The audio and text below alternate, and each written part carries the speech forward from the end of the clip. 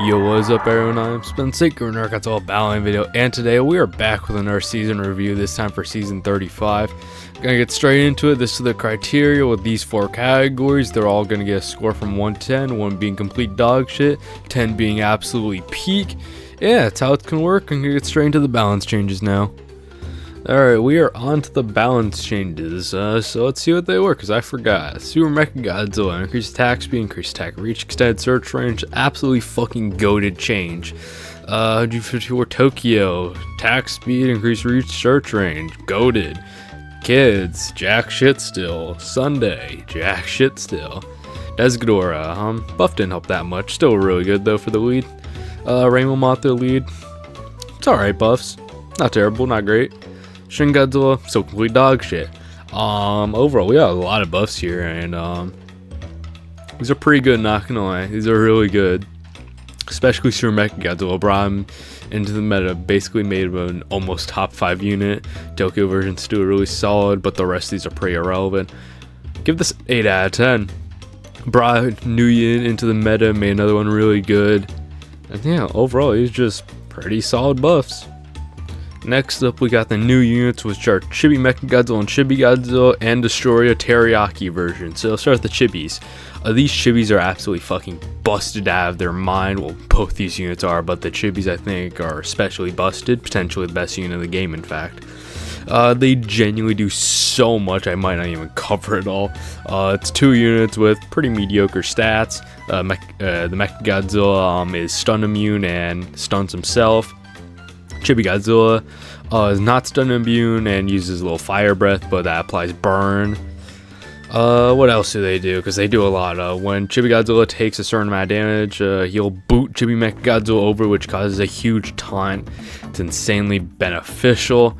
When Chibi Godzilla goes down, Chibi Mecha Godzilla gets absolute blood fury and Spartan rage and goes apeshit. But when Chibi Mecha Godzilla goes down, Chibi Godzilla has the chance to revive his ass and get him back up into the fight.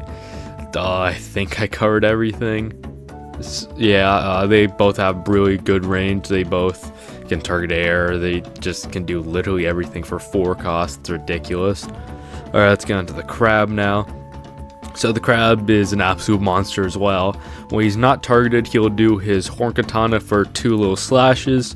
They do insane damage, with the second one applying the defense down status effect, which just makes units take 30% more damage, which is insane. But when he is targeted, he'll just do his little P beam, micro oxygen ray, I think that's what it's called. Yeah, something like that. Yeah, it doesn't do that much damage. He's got pretty mediocre stats. Well, they're not terrible, but they're all right. And he's 5 cost. But when he's not targeted, if you can protect his ass with the Chibis, he'll shred through pushes. He'll shred through everything. It's fucking insane. I think they're both top 5 units. Absolutely ridiculous. Yeah. I'd give them a 10 out of 10, but considering they're so oppressive and like will probably be around the meta for years, literal years, I'll give them a 9 out of 10. Because they're still really good, at least they're usable, but yeah, they're busted beyond belief.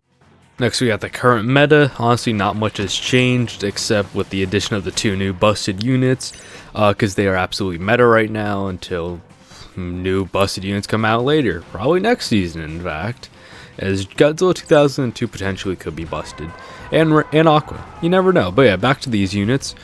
They are both completely meta defining. Like, you run them or you pretty much lose. We still got Mog in the meta as well. I think a few like the old staples like Gaigan 4 and Destoroyah slightly falling off now, same with Earth.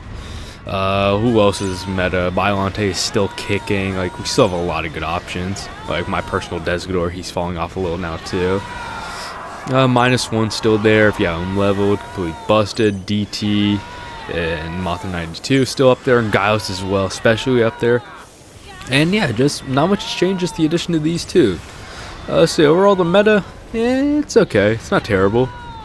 I think it did drop a teeny bit from last time, but not that much. So I'm gonna give the current meta let's give it a 7 out of 10. It's not terrible. Actually, do we? Yeah, I'll keep it a 7 out of 10. I think that's the same as last time potentially. Alright, next we got All-Star Battle and Egg Mode. Start with All-Star Battles. Destroy Elite. Initial was easy as fuck for me. It's still really boring though. Yeah, Destroy is a great lead to that help, especially with the Dull Moths on Wave 89. Just absolutely blow them up with the Horn Katana, or Variable Slice, or whatever you call it. And yeah, he's just a great lead, made this really easy. Bulldoze through all the waves, including 90. So yeah, also Destroy pieces, really nice to have. Same rewards as usual, but like it's just All-Star Battle, it's boring as shit. Not much to do. Then we got the Egg Mode requirements, which were a little bit cheeks, but also a little bit peak.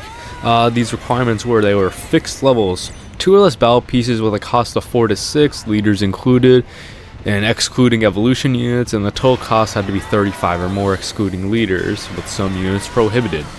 Overall, I actually had a lot of fun in this egg mode. I usually don't play egg mode, but I actually played it a lot this time. I had a lot of fun using Ginza and Monster Zero together.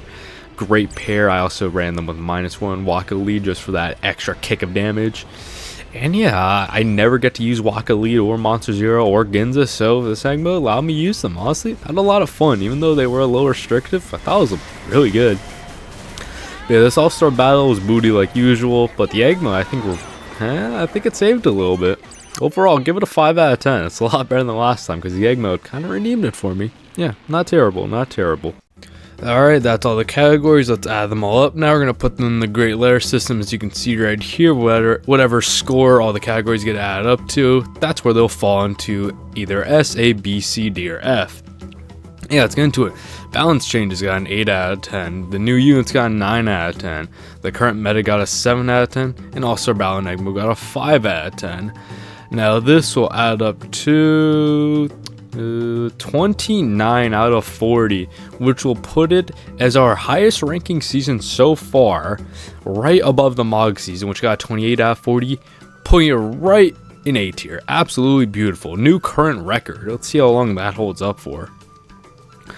And yeah, that was this season review. I'll make one next season. Expect a really nice surprise for the Godzilla 2002 vid. And yeah, I'll leave it at that. See you next time.